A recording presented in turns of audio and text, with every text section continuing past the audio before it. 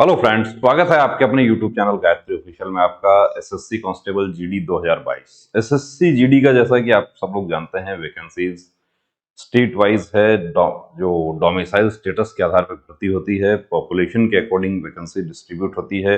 North east का हमारा सबसे बड़ा स्टेट है आसाम, वहां की वैकेंसी सबसे ज्यादा होती है। नॉर्थ ईस्टर्न स्टेट्स में भी हम बात करते हैं तो अब कुछ एजेंट्स के माध्यम से हो रहा है या किस तरीके से काम हो रहा है, ऐसा माना जा रहा है। विशेष रूप से असम में, वेस्ट बंगाल में, हमारा महाराष्ट्र, गुजरात, त्रिपुरा, ये के जो स्टेट्स हैं, तेलंगाना, कर्नाटका, यहाँ के काफी कैंडिडेट्स जो हैं उनमें इस बात को लेकर बड़ा रोष है कि हमारे यहाँ से कैंडिडेट्स जो है वो दूसरे स्टेट के कैंडिडेट्स हमारे यहाँ के डॉक्यूमेंट बनवाकर भर्ती हो रहे हैं। देखिए, डॉक्यूमेंट बनवाकर भर्ती हो रहे हैं, इसमें आपको एक बात बता दूं कि नागरिकता का जो हमारा प्रावधान है उसमें देश का कोई भी नागरिक कहीं भी निवास कर सकता है और एक लंबे अरसे तक निवास करता है, उसका डोमिसाइल सर्टिफिकेट बन जाता है।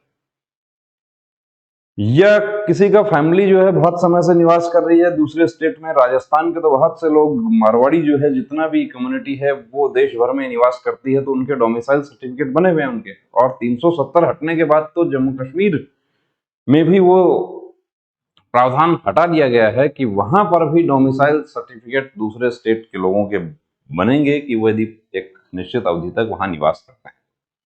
अब आसाम के जो हमारे कैंडिडेट्स हैं उनकी तरफ से, वेस्ट बंगाल वालों की तरफ से कुछ ग्रुप्स बने हुए हैं, उन ग्रुप्स में भी बहुत ज्यादा हॉट डिबेट चल रहा है। तो मैं सबसे पहले तो देखिए, मैं उन कैंडिडेट्स को ये आगाह करना चाहूंगा कि आप किसी भी प्रकार का कोई ऐसा काम ना करें, कानून अपने हाथ में लेने की जरूरत नहीं है। महाराष्ट्र के कैंडिडेट भी इस बात को लेकर बहुत रोष में है कि हमारे यहाँ से दूसरे स्टेट के कैंडिडेट्स फेक डॉक्यूमेंट बनवाकर भर्ती हो रहे हैं। देखिए, फेक आपकी कहने से, हियर से या कहने सुनने से वो फेक नहीं होगा। वो डॉक्यूमेंट यदि पर्टिकुलर डीसी ऑफिस से जारी हुआ है तो उसको फेक किस आधार पर हम बता सकते हैं। अब कुछ लोग, देखिए, हो सकता है कि ये कहें कि आप तो दूसरा स्टेट के लोगों को फेवर कर रहे हैं। नहीं, फेवर नहीं कर रहे हैं, हम आपको आगाह कर रहे हैं कि आप जोश में आकर होश नहीं खो देना है। हाँ, आप इंक्वायरी करवा सकते हैं उसकी, आप अपना सीएम ऑफिस के थ्रू कर सकते हैं। असम के जो कैंडिडेट हैं उन्होंने बहुत अच्छा स्टेप लिया है। उन्होंने एसएससी जीडी, एसएससी का जो दिल्ली ऑफिस है उसको, रीजनल ऑफिस को, और जो सीएम ऑफिस है असम का, उनको पूरा डॉक्यूमेंट्री एविडेंस प्रोड्यूस करवाया उन्होंने। ये कुछ कैंडिडेट के ऐसे भी उनके पास में एविडेंस है कि जो सीआरपीएफ का भर्ती जो है वो देख रहा है अलग स्टेट का डॉक्यूमेंट से, और एसएससी जीडी का भर्ती देख रहा है आसाम स्टेट से, कि आसाम में एक पर्टिकुलर कास्ट के लिए कि ये जो है, ये पर्टिकुलर सरनेम जो है वो आसाम में, अब किसी सरनेम का मैं नाम नहीं लेना चाहता, कि एक पर्टिकुलर सरनेम जो है वो आसाम में एसटी कैसे हो सकता है? नहीं हो सकता।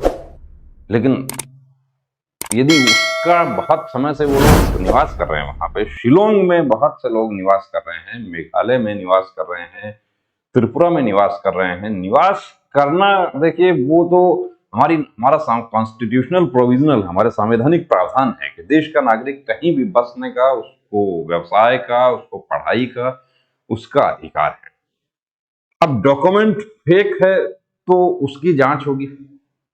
और आसाम में तो आपको बता देता हूं कि अभी बीएसएफ ट्रेड्समैन की भर्ती हुई थी, उसमें बीएसएफ ट्रेड्समैन में ज्वाइनिंग से पहले, यानी कि फाइनल मेरिट आने से पहले ही पीआरसी का वेरिफिकेशन संबंधित डीसी ऑफिस के यहां से हो गया। और एसएससी जीडी में भी ये होता है, दूसरी भर्तियों में भी होता है।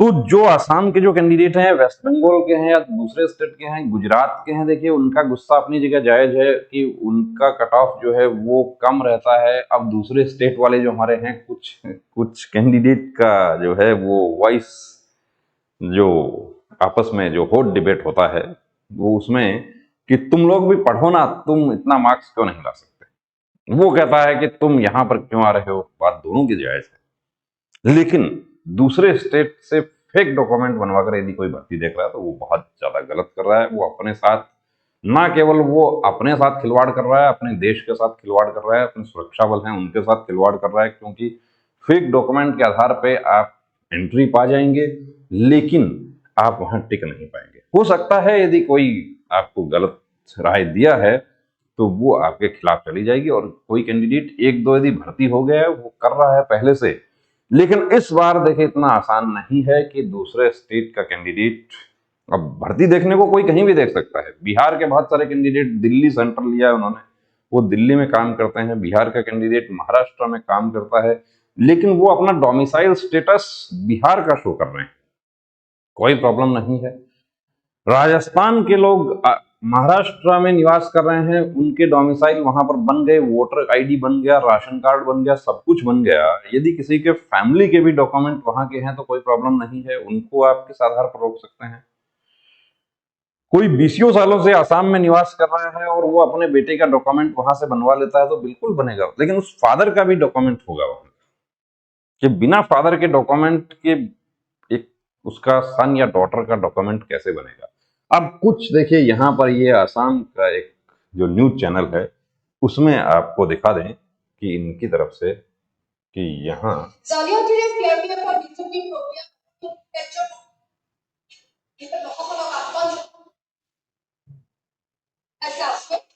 ये देखिए, ये कैंडिडेट को आप देख रहे हैं कि ये चेक किया जा रहा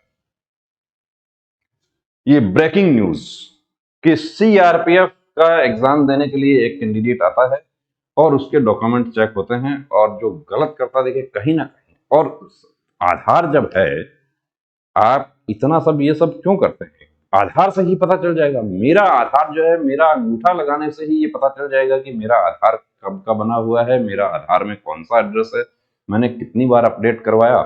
तो जो मेरा मूल आधार नंबर है वो तो चेंज नहीं हो सकता। अब ये कैंडिडेट जो है वो पुलिस स्टेशन में ले जाया जा रहा है। यहाँ आप देख रहे हैं कि ये दावा किया जा रहा है कि ये कैंडिडेट दूसरे स्टेट से आए, और दूसरे स्टेट के जो कैंडिडेट, अब ये किस सेक्शन में गिरफ्तारी होगी? पुलिस थाने से या तो छोड़ देगी, या शांति भंग में गिरफ्तारी होगी, या आपकी तरफ से कोई कंप्लेंट दिया जाए। बिना कंप्लेंट के पुलिस कोई कार्रवाई नहीं कर सकती। तो देखिए, तमाम वो कैंडिडेट, उनको मैं, कुछ हमें वीडियोस ऐसे भी मिले हैं कि जो विचलित कर देने वाले हैं। मैं अनुरोध करना चाहूंगा, आगाह करना चाहूंगा आपको कि कानून अपने हाथ में नहीं लेना है। आपके पास डॉक्यूमेंट्री एविडेंस है, सब कुछ है, प्रूफ है, आप कॉन्क्रीट एविडेंस है आपके पास में कि एक कैंडिडेट दो जगह के डोमिसाइल सर्टिफिकेट उसके कैसे हो सकते हैं। सबसे बड़ा है आधार नंबर, जो है आधार कार्ड जो अपडेट हुआ है, चेंज हुआ है एड्रेस, वो सबसे सारा कुछ खुलासा हो जाएगा।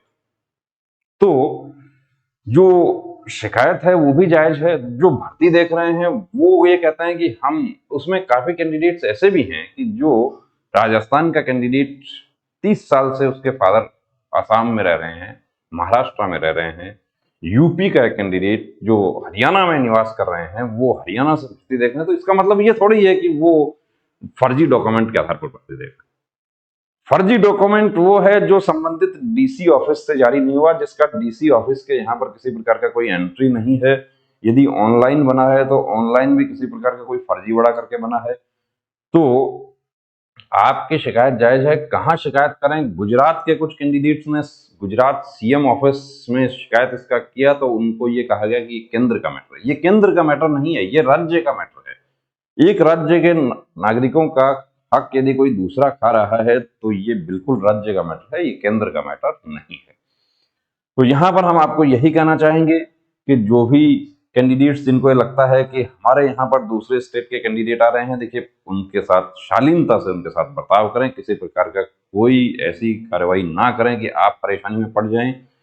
कोई किसी के डॉक्यूमेंट जेन्युइन भी हो सकते हैं, फेक भी हो सकते हैं। ये हम नहीं कह सकते कि एक कैंडिडेट दूसरे स्टेट में जाके भर्ती देख रहा है, लेकिन आधार कार्ड जो है उससे थंब से ही सब कुछ खुलासा हो जाएगा। तो यदि आप कंप्लेंट भी करते हैं तो आप इसको आप आधार को आधार बनाकर आप कंप्लेंट कीजिए, आपकी बिल्कुल कार्रवाई होगी।